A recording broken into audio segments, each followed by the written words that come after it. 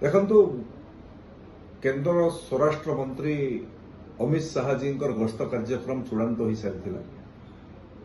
ଆସନ୍ତା 3 ତାରିଖ ଦିନ ଦିଲ୍ଲୀରୁ ଝାରସୁଗୁଡ଼ା ଏୟାରପୋର୍ଟକୁ ସେ ପହଞ୍ଚିଥାନ୍ତେ। ଝାରସୁଗୁଡ଼ାରୁ ସିଧାସଳଖ ବରଗଡ଼ 1750 କୋଟି ଟଙ୍କାର ବିନିମୟରେ ବିପିସିଏଲ୍ ଦ୍ୱାରା ନିର୍ମିତ ଇଥାନଲ ପ୍ରୋଜେକ୍ଟର ଲୋକାର୍ପଣ କାର୍ଯ୍ୟକ୍ରମରେ ସେ ସାମିଲ ହୋଇଥାନ୍ତେ।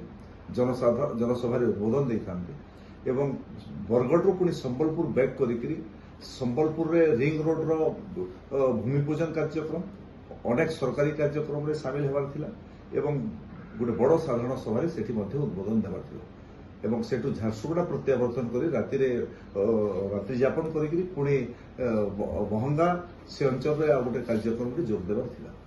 କିନ୍ତୁ ତାଙ୍କର ଗସ୍ତ କାର୍ଯ୍ୟକ୍ରମ ଆଜି ସକାଳୁ ସକାଳୁ ସୂଚନା ମିଳିଲା ତାଙ୍କର ଗସ୍ତ କାର୍ଯ୍ୟକ୍ରମ ବାତିଲ ହୋଇଯାଇଛି ଏବଂ କେନ୍ଦ୍ର ସରକାରରେ ଗୋଟେ ବହୁତ ବଡ଼ ନିଷ୍ପତ୍ତି ନେବାର କାର୍ଯ୍ୟକ୍ରମ ଥିବା କାରଣରୁ ଏବଂ ଅମିତ ଶାହା ଆଜି ଦେଶର ଗୃହମନ୍ତ୍ରୀ ଥିବା କାରଣରୁ ଏବଂ ତାଙ୍କର ଭାରତୀୟ ଜନତା ପାର୍ଟିରେ କେନ୍ଦ୍ର ସରକାରରେ ଅମିତ ଶାହାଜୀଙ୍କର ଗୋଟେ ବଡ଼ ଭୂମିକା ରହୁଛି ଏବଂ ସେଥିପାଇଁ ତାଙ୍କର ଗସ୍ତ କାର୍ଯ୍ୟକ୍ରମ ବାତିଲ ହୋଇଛି। ପରବର୍ତ୍ତୀ ସମୟରେ ପୁଣି ଥରେ ଅମିତ ଶାହାଜୀଙ୍କର ଗସ୍ତ କାର୍ଯ୍ୟକ୍ରମ ଫାଇନାଲ ହେବ ଏବଂ ଫାଇନାଲ ହେଲା ପରେ ଇଥାନଲ ପ୍ରୋଜେକ୍ଟ ଏବଂ ଅନ୍ୟାନ୍ୟ ଯେଉଁ କାର୍ଯ୍ୟକ୍ରମ ଥିଲା ତାଙ୍କ ହାତରେ ପୁଣି ଲୋକାର୍ପିତ ହେବ।